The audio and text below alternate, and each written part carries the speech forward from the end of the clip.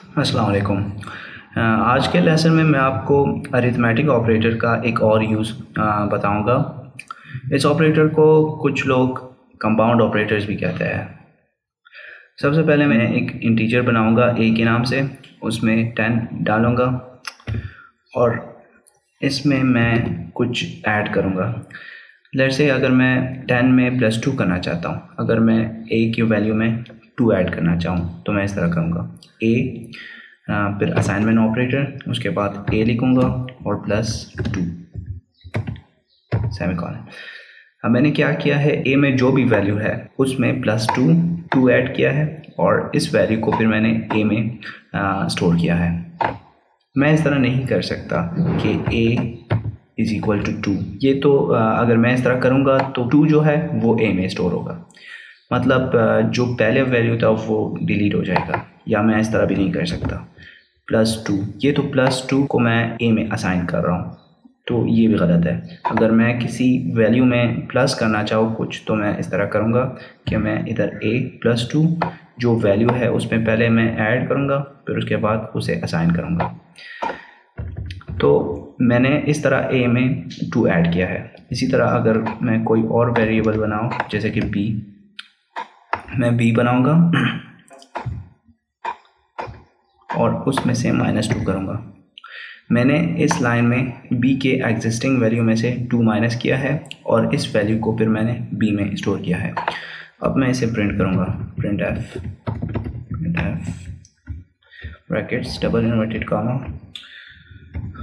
Format specifier integer के लिए d है और एक और फॉर्मेट स्पेसिफायर मैं चाहता हूँ कि दोनों प्रिंट हो, फिर डबल इन्वर्टेड कॉमा के बाद कॉमा a कॉमा b और ब्रैकेट्स के बाहर एक सेमीकोलन। अब मैं इसे प्रिंट करूँगा, कंपाइल करूँगा। यहाँ आप देख सकते हैं कि a के 10 में 2 ऐड हुआ है और b के 10 से 2 माइनस हुआ है। तो इस तरह हम किसी के एग्जिस्टिंग वैल्यू में कुछ ऐड कर सकते हैं या किसी एग्जिस्टिंग वैल्यू से कुछ सब्ट्रैक्ट कर सकते हैं। इस तरह के ऑपरेशंस हम लोग प्रोग्रामिंग लैंग्वेजेस में बहुत करते हैं। इस तरह के ऑपरेशंस हम लोग एक और तरीके से भी कर सकते हैं, जो कि शॉर्टकट तरीका है। हम लोग कंपाउंड ऑपरेटर्स यूज़ करके वो तरीका अप्लाई कर सकते हैं। जैसे कि अब मैंने इंटीजर a बनाया, मैं करूँगा कि इंटीजर a बनाऊँगा, a = 10 a, और इधर से मैं दूंगा a + = 2। मैंने a और प्लस को डिलीट करके + 2 डाला है। अब ये क्या करेगा, a में जो भी वैल्यू होगा उसमें 2 ऐड करेगा।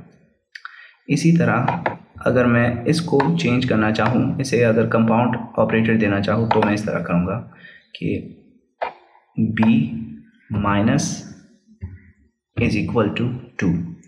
b में जो भी वैल्यू है उसमें से -2 होगा।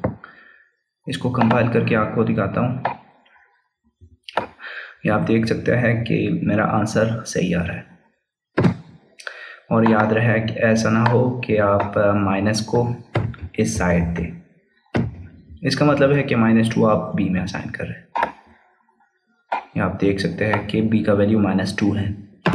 तो इस चीज़ का ख्याल रखें कि आप साइन को सही साइड पे दें। इसी तरह हम कंपाउंड ऑपरेटर यूज़ करके किसी वेरिएबल के एग्जिस्टिंग वैल्यू में कुछ मल्टीप्लाई या डिवाइड कर सकते हैं।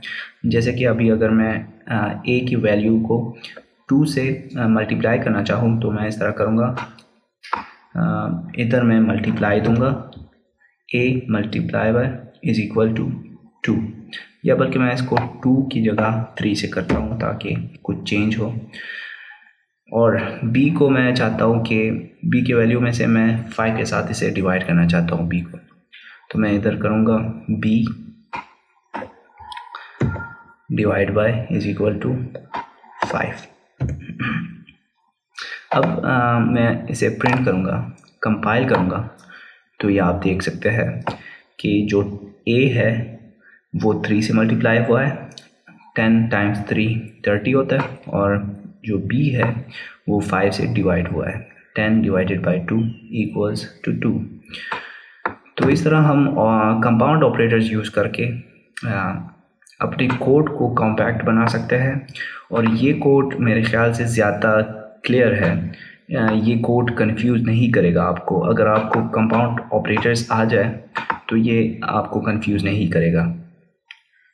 अगर मैं ये सेम रिज़ल्ट चाहूँ तो आपको फिर बताता चलूँ कि मैं ये सेम रिज़ल्ट इस तरह भी हासिल कर सकता था, a टाइम्स 3,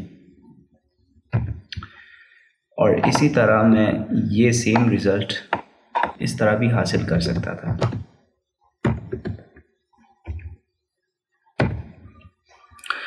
तो ये आप देख सकते हैं कि ये ज़्यादा लंबा कोड है और थोड़ा कंफ्यूज भी करता है। अगर आपका कोडिंग बड़ा हो तो ये आपको कंफ्यूज करेगा, लेकिन अगर आपको कंपाउंड ऑपरेटर का यूज़ आ जाए तो ये आपको कंफ्यूज नहीं करेगा। तो आज के लेसन में इतना ही था। अगले ट्यूटोरियल में फिर मिलता है।